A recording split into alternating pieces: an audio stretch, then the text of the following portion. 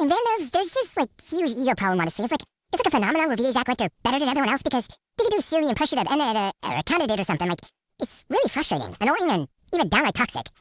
It makes others feel small, like they don't matter. But why does this happen? Why do so many VAs have a huge ego and act like they're better than everyone else? Before I get into it, I'd like to make, a couple disclaimers. Number one, when I use the term narcissism, I'm not using it in, a clinical way to diagnose anybody with a serious mental health condition like NPD. Rather, I'm talking about ego-driven behavior independent of NPD, such as clout chasing, entitlement, toxicity, and superiority complexes.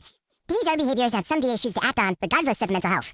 Number two, this video is not made with anyone in particular in mind, and more of calling out a general pattern in most sekai fandubs, at least some of them or something. This video is not made to call witch hunt on anybody, and you should not really use it as an excuse to do that. Now let's get into a couple of reasons of why this happens. I'll be putting this sekai MV and some other ones in the background so you pay attention. One reason this happens is because VAs are the most visible part of the final product. They're the face, the voice of the story or skit. They get immediate praise, social media followers, and hundreds of positive comments. This gets in their head and leads to a false hierarchy, which VAs assume they're the star of the show, when they're just one part of a complex machine known as Fandubs. Sorry. It's also because, there's a low barrier of entry with the max amount of praise, whereas acting often involves mimicking a pre-existing voice, reading lines of a script that often someone else wrote and recorded on a basic microphone.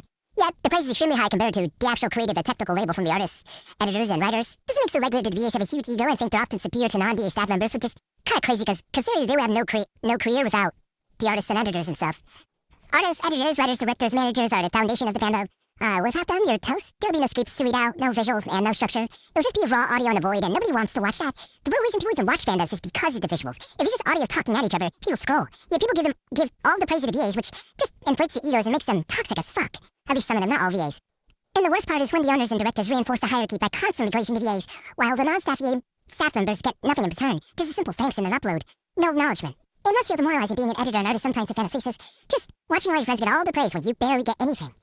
So in conclusion, show appreciation for not just the VAs, but the whole staff team. Because the artists and editors are the ones that help bring the fandom to light. Anyways, if you enjoyed this video, make sure you audition for our Fandub After the Sunset. It's a post-apocalyptic alternate universe where sekai characters try to survive zombies. Some try to find a cure, some believe in crazy conspiracy theories, and some go through an explosion. Is that a spoiler? I don't even know. All roles are open and we accept the applications for artists, writers, editors, and even composers. We cast when we hit 100 to 150 members, so spread the word so we can grow as quickly as we can. Goodbye everyone and have a nice day. Hannah out.